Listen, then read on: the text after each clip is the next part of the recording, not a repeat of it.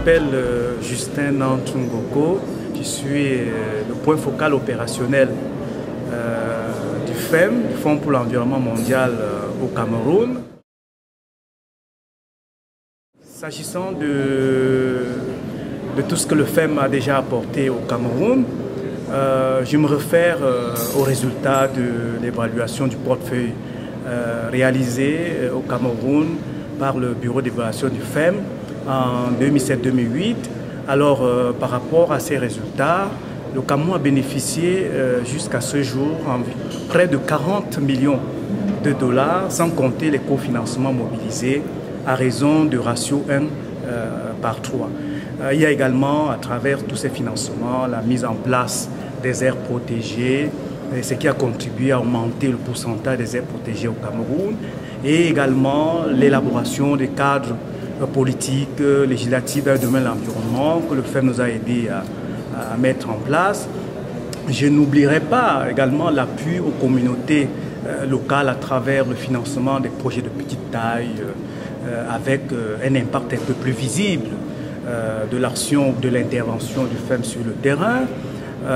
Également, pour finir, je crois que à partir de tout cela, le FEM a contribué en fait à l'accroissement d'une conscience nationale favorable à la protection de l'environnement au Cameroun.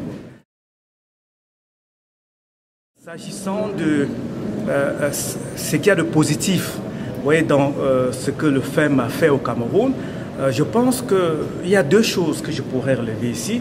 Le FEM a contribué un peu à renforcer l'esprit d'équipe. Il nous amène à travailler ensemble dans une approche un peu participative. Deuxièmement, le FEM nous a contribué un peu à nous faire avoir une perception intégrative des problèmes, c'est-à-dire on résout les problèmes en les liant entre eux. Également, lorsque une solution est trouvée à un problème, cela induit l'amélioration de la situation dans d'autres contextes problématiques. Il faut parler aujourd'hui de ce qu'il y a peut-être de moins positif dans ce que le FEM fait.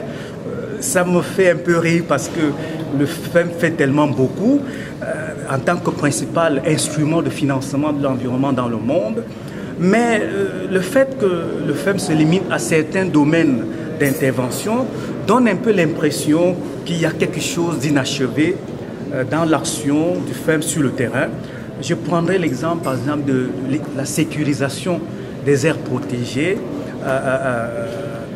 existantes aujourd'hui à travers le renforcement des institutions de contrôle qui permettrait, par exemple, aux actions que le FEM mène en amont, d'avoir plus d'impact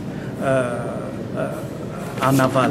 Alors, je pense que le FEM doit aussi être davantage communicatif pour permettre de le démystifier, parce que auprès des populations, auprès des intervenants sur le terrain, il y a encore un petit goût de mystification du FEM à cause des notions qu'on ne comprend pas très bien, notions de surcoût par exemple, sont des notions qui freinent un peu la compréhension de l'action du FEM sur le terrain et qui contribuent, dans le cadre peut-être de l'évaluation de cette intervention du FEM, contribuent à comprendre qu'aujourd'hui, il y a un peu laissé de côté l'articulation entre l'environnement et la pauvreté. Voilà donc un peu tout ce que je peux dire concernant, à ma qualité de point focal FEM sur le terrain, c'est-à-dire coordonnateur des activités de FEM au Cameroun. Ce que je peux dire, c'est vrai que je n'ai pas été très dur avec le FEM, mais je pense que le FEM fait beaucoup de choses qu'il faut encourager. C'est une institution qu'il faut vraiment faire grandir davantage. Je vous remercie.